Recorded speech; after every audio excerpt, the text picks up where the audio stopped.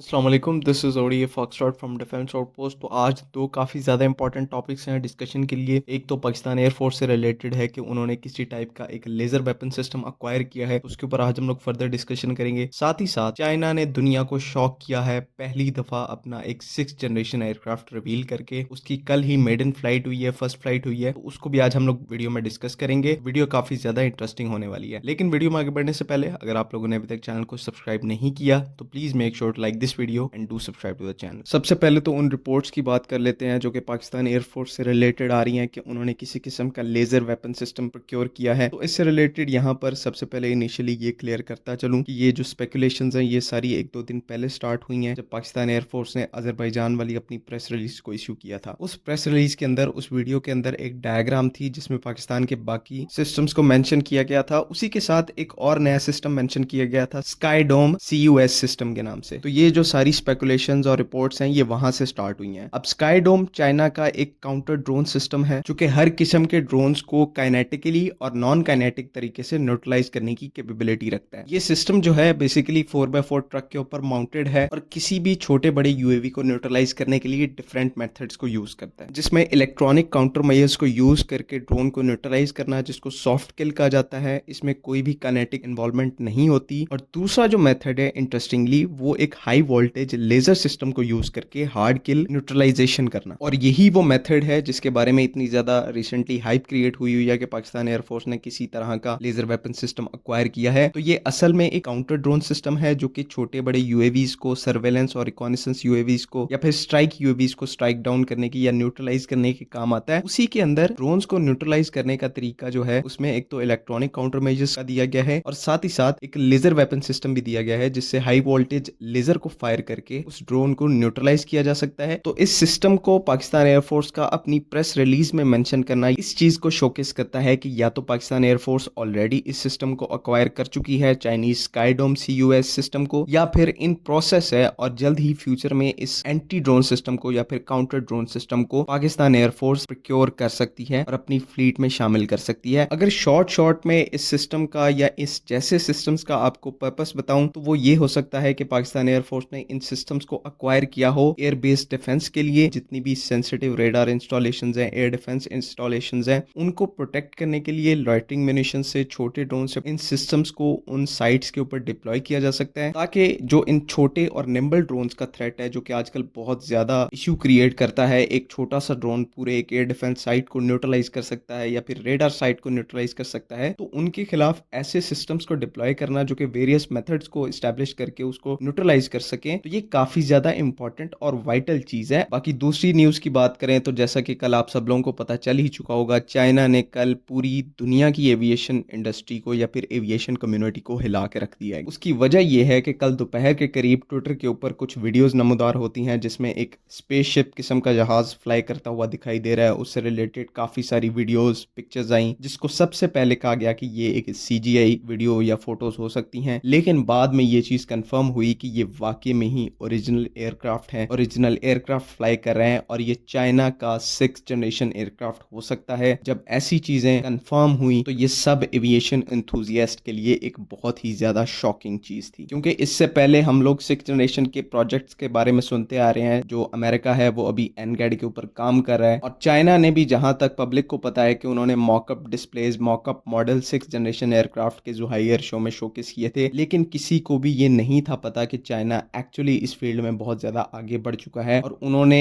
Actually में एक prototype ready करके उसको फ्लाई करवा दिया है। ये चीज का किसी को भी नहीं पता था अंटिल येस्टरडे, जबकि इसके बारे में वीडियोस मंजरे आम पर आई। और इनिशियली इन वीडियोस के दम पर ये कहना बिल्कुल भी मुनासिब नहीं होगा या फिर कंप्लीट नहीं होगा कि ये किस किस्म का एयरक्राफ्ट होने वाला है। एक 6th जनरेशन फाइटर एयरक्राफ्ट होगा, एक बॉम्बर एयरक्राफ्ट होगा, एक UAV होगा, तो इसके बारे में अभी कुछ नहीं कहा जा सकता। जो चीज हम अपने एनालिसिस की बेस पे कह सकते हैं वो ये है कि ये जिस भी कैटेगरी का एयरक्राफ्ट होगा, जिस भी तरह का एयरक्राफ्ट होगा, लेकिन इसके जो इंजन्स हैं वो 3 के करीब इसके अंदर इंजन्स फिट किए गए हैं और इसके जो, अगर आप लैंडिंग गियर्स देखें, वो भी काफी ज्यादा स्ट्रॉन्ग और रीइंफोर्स हैं। तो इन चीजों को देख के लग रहा है कि ये एक हैवी ड्यूटी और हैवी पेलोड को कैरी करने वाला एयरक्राफ्ट होगा। साथ ही साथ 3 इंजन्स को यहाँ पर प्लेस करने का मकसद ये है कि इसको लॉन्ग रेंज मिशन के लिए बनाया गया है, लॉन्ग रेंज एयरक्राफ्ट होगा और साथ ही साथ हाई एल्टीट्यूड्स पर फ्लाई करने में भी केपेबल होगा। बाकी ओवरऑल इस चीज को कहने में कोई भी डाउट नहीं होना चाहिए कि चाइना इस टाइम पर इस फील्ड के अंदर दुनिया को काफ़ी ज़्यादा पीछे छोड़ गया है, और जहाँ पर इस फेज़ के अंदर दुनिया जो है वो अभी बेयरली 5th जनरेशन के ऊपर पहुंची है, चाइना यहाँ पर एक्टिवली 6th जनरेशन टेक्नोलॉजीज़ पर काम कर रहा है, और मोस्ट इंपॉर्टेंटली उन्होंने एक 6th जनरेशन एयरक्राफ्ट या फिर नेक्स्ट जनरेशन एयरक्राफ्ट की टेस्ट फ्लाइट भी कंडक्ट करवा ली है, जो कि इस चीज़ को शोकेस करता है कि वो इस फील्ड में एडवांस स्टेज के ऊपर है। बेशक कल के इवेंट से उसका जो प्रेशर है वो इंडियंस काफ़ी ज़्यादा ले रहे हैं, लेकिन अगर मैं आपको सच में बात बताऊं तो इससे ज़्यादा सीखना पाकिस्तान को चाहिए कि किस तरह से हमें अपने इंटरनल मैटर्स को साइड पे रखकर अपनी इकोनॉमी पर फोकस करना चाहिए, और साथ ही साथ मुल्क के अंदर ऐसी नीश टेक्नोलॉजीज़ को, बिगर टेक्नोलॉजीज़ को डेवलप करना चाहिए, और इसी तरह से हम इस आजकल के दौर में आगे बढ़ सकते हैं। आई होप कि चीज़ें सारी क्लियर हैं। अगर इसमें कोई कन्फ्यूजन है तो काइंडली कॉमेंट्स में ज़रूर पूछें। बाकी अगली वीडियो तक के लिए अल्लाह हाफिज़।